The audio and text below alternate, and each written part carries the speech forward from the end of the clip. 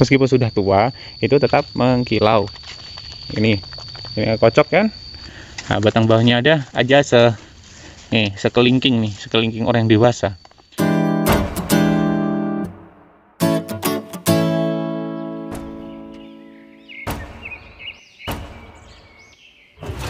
Assalamualaikum warahmatullahi wabarakatuh. Halo Sobat Tani dimanapun Anda berada.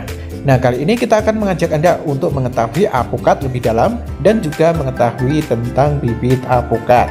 Tapi sebelum kita lanjut, jangan lupa klik subscribe dan tombol loncengnya dihidupkan agar kami semangat untuk membangun channel ini dan memberi informasi kepada kalian.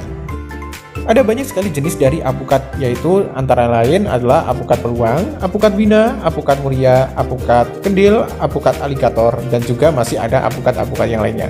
Di lahan milik Bapak Haji Badarudin, Bapak Haji Badarudin juga menanam apukat di depan rumah ataupun di belakang rumah. Bapak Haji Badarudin juga mengembangkan bibit-bibitnya sendiri untuk dijual ataupun ditanam sendiri, dikarenakan Bapak Haji Badarudin mempunyai indukannya sendiri. Seperti apa sih? Yuk kita saksikan. Ini adalah salah satu apukat kita yang sudah matang nih. Nah, kita lihat ya. Ini dari jenis peluang ya. Kalau peluang itu meskipun sudah matang, bentar tak fokusin.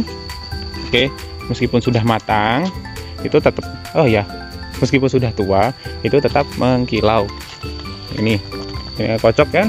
Ya, ciri khasnya memang kalau peluang sendiri itu kocok kalau sudah tua. Jadi di dalam apukannya ini itu ada rongga udara yang membuat space, jadi ada jarak antara biji dan juga apukatnya. Jadi memang kalau dikocok itu akan bunyi, jadi tidak menempel lagi ke daging buah.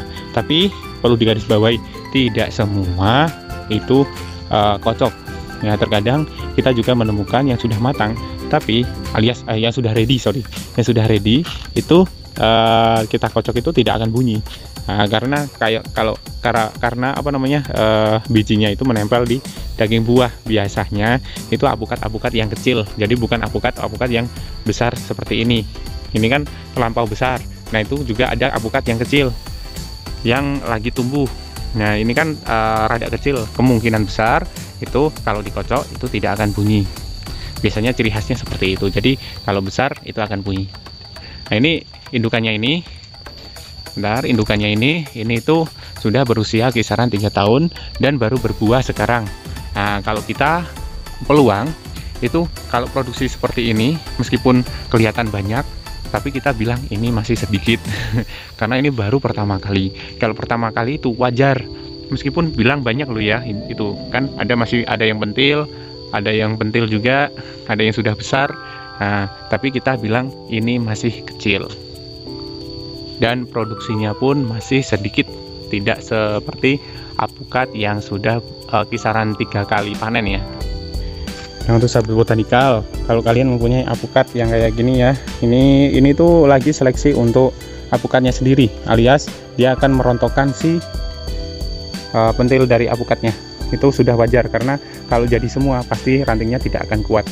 Nah, seperti itu. Jadi memang ada seleksi dari alam atau dirinya sendiri untuk merontokkan dari si buahnya. Jadi tapi tidak semua rontok lah ya, cuman ada beberapa yang rontok agar nanti perkembangannya si apukat ini itu tidak stres gitu. Jadi memang ada fase kerontokan dari si bakalan buahnya. Jadi jangan heran kalau kok rontok banyak. Nah, itu adalah fasenya.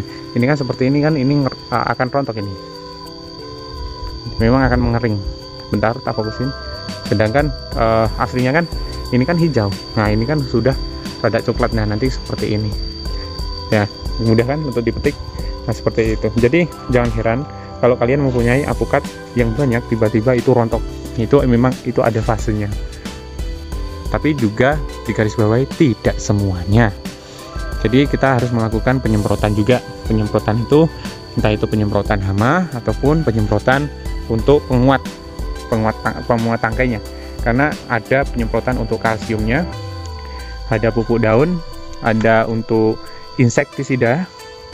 Nah, jadi ada beberapa. Kalau insektisidanya sendiri, kalau fase-fasenya pentil kayak gitu, kalau yang di sana, nah kayak gini, ini tuh kita harus melakukan perawatan itu mingguan.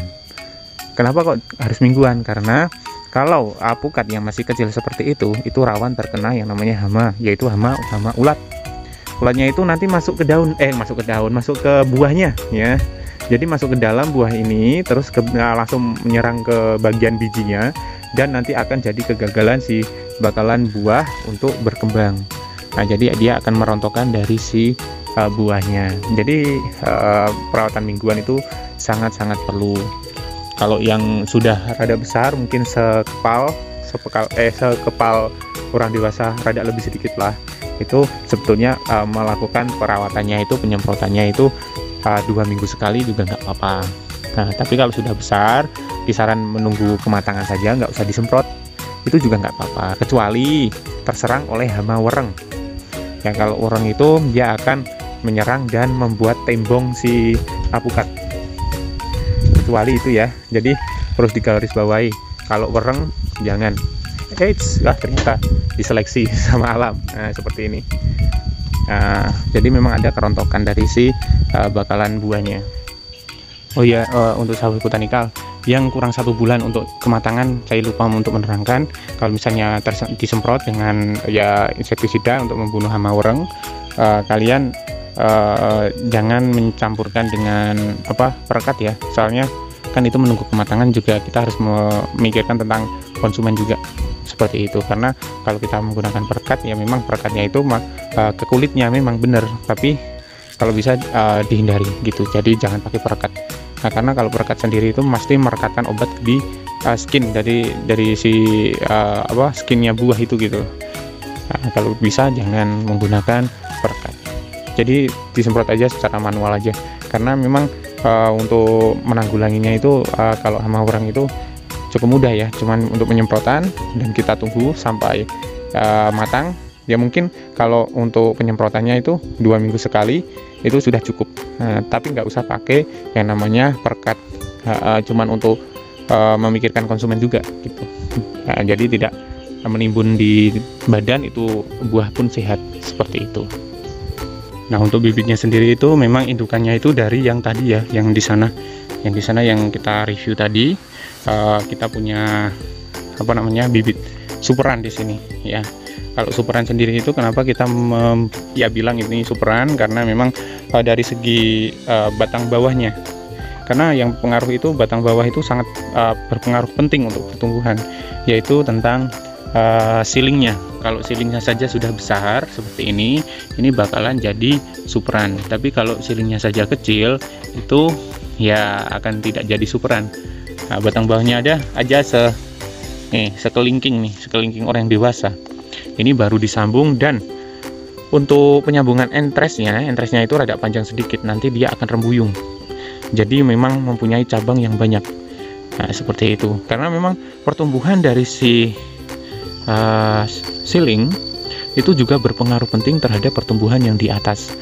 Silingnya saja nggak sehat, pasti atasnya nggak sehat, meskipun entresnya itu baik.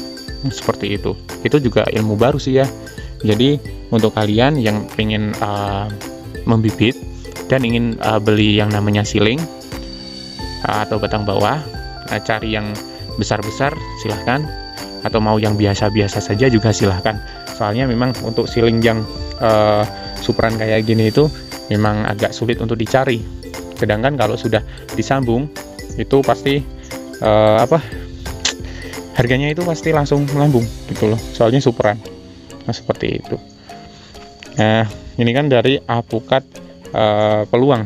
Ini salah satu contoh dari apukat peluang. Nah, kita akan cari yang ada di sana ya. Nah, kalau yang ini juga ada apukat aligator ya. Aligator sendiri itu untuk perkembangannya itu sangat baik sekali. Pertumbuhan ya sedengan, nggak terlalu menjulang tinggi seperti apukat wina dan juga apukat peluang. Nah, jadi untuk perkembangannya sendiri rada kalah saya bilang untuk ketinggian. Tapi untuk produksinya sendiri itu hampir menyamai yang namanya peluang. Jadi kebanyakan dari si petani dia itu akan mencari yang namanya apukat peluang ataupun apukat aligator. Kenapa kita mengatakan apukat peluang sama apukat aligator? Karena kita merasakan sendiri untuk produktivitas dari si buah itu sangatlah baik. Untuk pemasarannya gimana Bang? Saat misalnya apukat ini, nah apukat ini sudah ready, gimana pemasarannya? banyak orang yang cari, jangan khawatir, beneran. Soalnya apa? Kalau harga mahal pasti banyak yang cari, nggak mungkin nggak. Kalau harga murah pasti tidak banyak orang yang cari, karena memang pasokan yang ada di pasaran itu berlebih. Sedangkan alpukat kan harganya yang besar-besar kan ya agak tinggi ya. Ya kalau minimum ya kisaran 20, 25, tapi kalau memang itu panen raya kan 1 kilonya itu kan masih 15.000 seperti itu. Paling murah itu, paling murah 15.000. Karena kita pernah dealan yang alpukat besar itu harga 26 atau 25. Tapi kalau yang kendil itu biasanya agak tinggi ya, kisaran 30-35. Untuk penanaman itu peluang alligator ataupun kendil itu sudah bagus. Nah, di sana kan ini pohonnya pohon kendil. Nah, pohon kendil ini umur kisaran 3 tahun, baru berbuah 1 kali, tapi udah kelihatan. Mungkin saya zoom ya, mungkin ada pecah, maaf. Mungkin di mana nih? Kita tak fokusin. Nah, ini sudah pentil ya, pentil setelur, telur unta. Enggak lah, itu pokoknya telur tapi lebih besaran sedikit ya, telur unta. Enggak lah, ya cuman seperti itu untuk reviewnya. Kalian kalau misalnya ingin menanam alpukat peluang silahkan, alpukat alligator silahkan. Kalau misalnya untuk alligator apa? Semarang ya, alligator Semarang itu nama lainnya adalah Muria buat kita loh ya. Soalnya kemarin tuh ada yang bilang gini, ini alligator Semarang gitu, padahal ya kurang tahu lah, pokoknya beda nama gitu. Jadi kita rada bingung. Alligator Semarang itu katanya benjol-benjol kecil ya, benjol-benjol bagian apa namanya, batangnya. Nah, itu tapi kan itu kan ciri khas dari alpukat Muria. Nah, kita akan lihat mungkin alligator Semarang mungkin. Nah, ini alligator Semarang katanya ya, tapi kita cuman tidak tahu untuk, karena terkadang itu kita dibingungkan sama yang namanya nama, tapi itu jenisnya sebetulnya sama. Nah, alligator Semarang, alligator TA1 katanya bilang kayak gitu, terus Muria itu kan satu jenis jadi beberapa nama. Nah, tapi kalau misalnya salah, memang ada jenis dari alligator Semarang, kalian bisa komen di bawah ya, biar jadi pengetahuan bersama seperti itu. Nah, ini kan ciri khas dari alligator Semarang itu berbenjol-benjol kayak gini. Nah, ini ada benjolan kayak gini, ini nggak akan sembuh. Dulunya itu ini ranting, tapi kan kita memerlukan space untuk pembibitan, jadi kita pangkas saja di sini. Jadi tidak rembuyung lagi. Dulu sampai daplang-daplang gitu. Nah, seperti ini nih. Nah, ini alligator Semarang katanya. Ada ciri khas dari alligator Semarang katanya seperti ini. Jadi ada benjolan-benjolan kayak apa ya, kayak tumor ya, tapi memang itu ciri khas dari pohon Muria itu seperti ini. Dan pohonnya itu tidak menjulang tinggi, melainkan melikuk-likuk. Nah, jadi kalian kalau punya taman atau apalah itu bisa ditanam ini, karena ini eksotik ya kalau untuk apa, untuk bentuknya jadi eksotik sekali. Nah, bisa di apa namanya, dikerdilkan juga seperti itu. Nah, alligator Semarang. Tapi kalau yang ini belum pernah berbuah, karena memang usianya masih muda ya, kisaran 2,5 tahun, jadi belum siap untuk berbuah. Kalau yang di sana sudah berbuah karena sudah 3 tahun jalan ya, maksudnya ya, karena ini sudah berbuah kisaran 2 kali. Tapi kemarin kita melakukan pemangkasan keliru banget, soalnya